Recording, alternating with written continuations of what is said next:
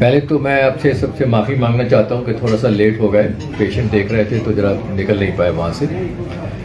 और आपका धन्यवाद कि आप इस व्यस्त टाइम में अपने यहाँ आए। इंडिपेंडेंस डे से पहले मुझे मालूम है कि सब जर्नलिस्ट के ऊपर काफ़ी प्रेशर होता है।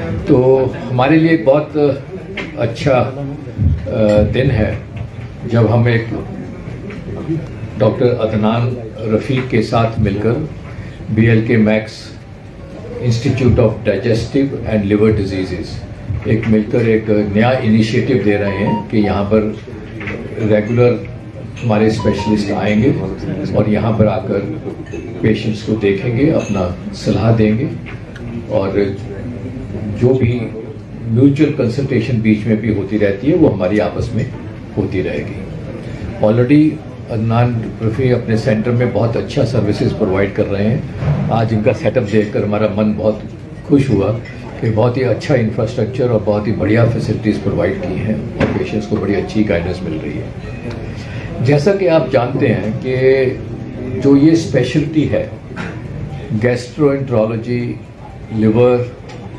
पैंक्रियास, गॉल ब्लैडर और उनकी अलग अलग बीमारियां वो बहुत कॉमन है, क्योंकि इन बहुत सी चीज़ों का संबंध खाने से, पीने से, लाइफस्टाइल से सबसे संबंधित होता है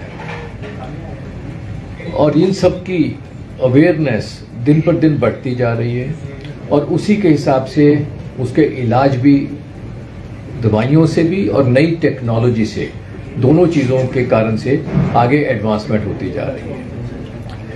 तो हम ये जो मैं इतना बताना चाहूँगा कि जिस लेवल की सर्विसेज हमारा इंस्टीट्यूट दिल्ली में प्रोवाइड करता है उसी लेवल की हमारी पूरी भरपूर कोशिश रहेगी कि हम यहाँ भी प्रोवाइड करें। और कुछ बीमारियों के बारे में अगर कहूँ तो गैस्ट्रोएंटरोलॉजी में आप सबको मालूम है कि आम भाषा में जैसे एसिडिटी, गैस, वो irritable bowel syndrome, reflux oesophagitis जैसी बीमारियां और कोलन की बीमारियां जिसमें अल्सरेटिव कोलाइटिस, ये सब चीज़ों की माहिरियत की सलाह पूरी up to date latest international standard से सबको होगी। उनके कैंसर्स, ईसोफेगस का कैंसर, कोलन का कैंसर, स्टमक का कैंसर देखने में आया कि बहुत ज़्यादा मात्रा में है। जिनको ब्लीडिंग होती है, आंतड़ियों से खून आता है, उल्टी आती है, ये लैट्रिन के रास्ते खून आता है।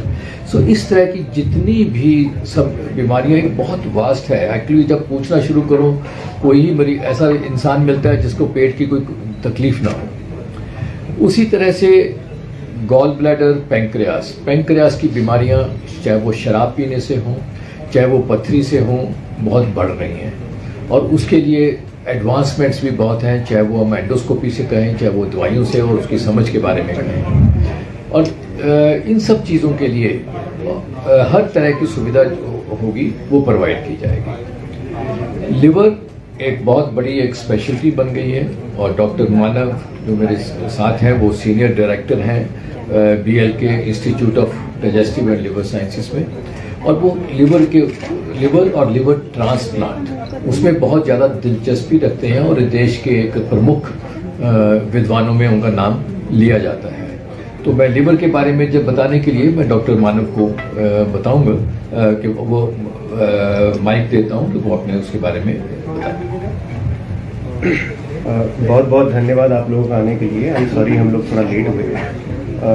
लिवर एक बहुत ही इम्पॉर्टेंट ऑर्गन है हमारा, हम सब समझते हैं। लिवर के इन्फेक्शन बढ़ रहे हैं, अल्कोहल के यूज़ के कारण लिवर की बीमारियां बढ़ रही हैं और हमारा जो एपिडेमिक है आजकल वो non alcoholic fatty liver disease का है कि ओबीस होने से, शुगर होने से लिवर खराब होने का रिस्क रहता है।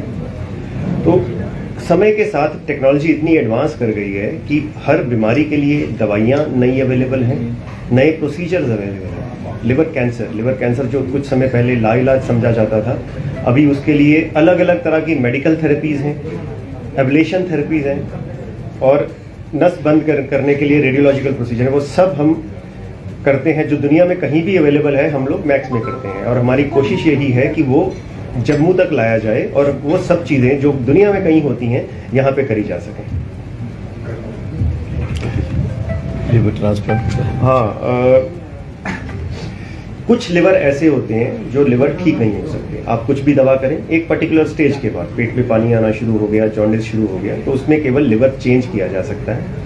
लिवर ट्रांसप्लांट आज से 10 साल पहले भारत देश में होता नहीं था, 20 साल पहले होता नहीं था। आज की डेट में हमारे ही हॉस्पिटल में हर महीने हम 25 लिवर ट्रांसप्लांट करते हैं। तो वो एक टेक्नोलॉजी है जो अवेलेबल है और सेफ है और एफिकेशियस है, और अभी समय के साथ अफोर्डेबल भी हो गई है। Over a period of time शायद जम्मू में भी होने लगेगा। आई थिंक उस टेक्नोलॉजी ट्रांसफर में थोड़ा सा भी टाइम लगेगा, but I just wanted you to know कि वो बहुत सक्सेसफुल है और अवेलेबल है BLK मैक्स में, और हमारी कोशिश रहेगी कि यहाँ पे भी उसके लिए कोऑर्डिनेट किया जाए। 95% सक्सेस रेट उसमें माना जाता है। डॉक्टर, इससे पहले कि मैं माइक डॉक्टर अदनान को दूँ, डॉक्टर नेहा बेरी ने हमारे साथ ज्वाइन किया। वो कंसल्टेंट गैस्ट्रोएंटरोलॉजी हैं हमारे सेंटर में। वो हर महीने यहाँ पर आया करेंगी और पेशेंट्स को अपनी सेवाएं उपलब्ध कराएंगी।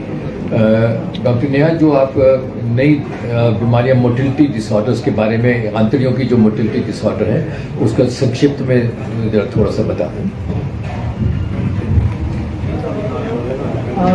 हमारी जो फूड पाइप होती है उसका काम ये है कि जो हम खाना खा रहे हैं वो फूड पाइप से ट्रेवर्स होके नीचे स्टमक में जाता है, पेट में जाता है, और फिर आगे डाइजेशन होती है। तो मोटिलिटी डिसऑर्डर्स ऐसी बीमारी है जिसकी फूड पाइप की जो मसल है वो ठीक से काम नहीं कर पा रही है, कॉन्ट्रैक्ट नहीं कर पा रही है। इस वजह से जो फूड है वो फूड पाइप में ही रहे है और नीचे आगे नहीं जा पा रहा है। सो ऐसे डिसऑर्डर्स का अभी तक जो ट्रीटमेंट था, एक तो इनका डायग्नोसिस काफ़ी मुश्किल होता है। काफ़ी पेशेंट्स हैं जो 10-10, 15-15 साल से ये बीमारी के साथ जूझ रहे हैं। सिम्टम रहता है कि खाना अटक रहा है, लेकिन जब भी एंडोस्कोपी करते हैं या कुछ टेस्ट करते हैं तो उसमें कोई बीमारी नहीं निकलती है। तो इसका डायग्नोसिस करने के लिए जो टेक्निक आई है उसको बोलते हैं मैनोमेट्री। तो मैनोमेट्री की सुविधा हम यहाँ प्रोवाइड करवाएंगे। डॉक्टर अदनान ने मैनोमेट्री की मशीन अभी लगाई है, तो उसके थ्रू हम मोटिलिटी डिसऑर्डर्स का डायग्नोसिस करेंगे। एक बार हमारा मोटिलिटी डिसऑर्डर का डायग्नोसिस बनता है जिसको बोलते हैं एक्लेजिया कार्डिया, तो उसका फर्दर ट्रीटमेंट जो होता है आजकल के टाइम में हम एंडोस्कोपी से ही कर सकते हैं। अब पेशेंट को सर्जरी की रिक्वायरमेंट नहीं पड़ती है काफ़ी कंडीशंस में। सो एंडोस्कोपी से ही हम वहाँ की मसल को काट के पेशेंट को ये सुविधा प्रोवाइड करते हैं कि बिना किसी ऑपरेशन के, बिना सर्जरी के वो खाना खा पाए, ये अटकने की परेशानी चली जाए, और इसके लॉन्ग टर्म रिजल्ट्स बहुत अच्छे हैं। 10-10, 15-15 साल तक पेशेंट जो है वो सिम्टम फ्री रह रहे हैं इस कंडीशन से। बिना सर्जरी के इसका ट्रीटमेंट जो है वो 2 दिन में पॉसिबल होता है। शॉर्टर हॉस्पिटल स्टे है, और इसमें पेशेंट को कोई ब्लीडिंग का या परफोरेशन या कोई भी रिस्क जो है वो काफ़ी हद तक कम हो जाता है। तो ये टेक्निक हमारे पास BLK मैक्स में अवेलेबल है, और हम कोशिश करेंगे कि जो भी मोटिलिटी डिसऑर्डर के पेशेंट्स होते हैं उन्हें हम ये सुविधा प्रोवाइड करवा सकें। इसी तरह से जो मोटिलिटी है, वो जो कॉन्स्टिपेशन, कब्जी की बीमारी है, उसमें भी बहुत अपना डायग्नोस्टिक पार्ट है। और अच्छी बात यह है कि डॉक्टर अदनान रफ़ीक ने ये सारी डायग्नोस्टिक मोडेलिटी सारी इंस्टॉल कर दी हैं और सारी उपलब्ध है। पहले मैं डॉक्टर अदनान रफ़ीक को कहूँगा कि वो कुछ शब्द कहें, उसके बाद जो भी आपके सवाल होंगे उनका इसी से भी आप पूछ सकते हैं। बहुत शुक्रिया। मैं शुक्रगुजार हूँ सर डॉक्टर अजय कुमार, जो कि मेरे टीचर और मेंटर भी रहे हैं, डॉक्टर मानव मेरे टीचर रहे हैं, उनका भी, और डॉक्टर नेहा का भी बहुत शुक्रगुजार हूँ कि वो हमारे पास यहाँ पे जम्मू में आए और यहाँ पे OPD स्टार्ट कर रहे हैं, जिसमें कि जम्मू के लोगों का भी बहुत ज़्यादा फायदा होगा। तो इसी के साथ बहुत शुक्रिया sir, thank you very much.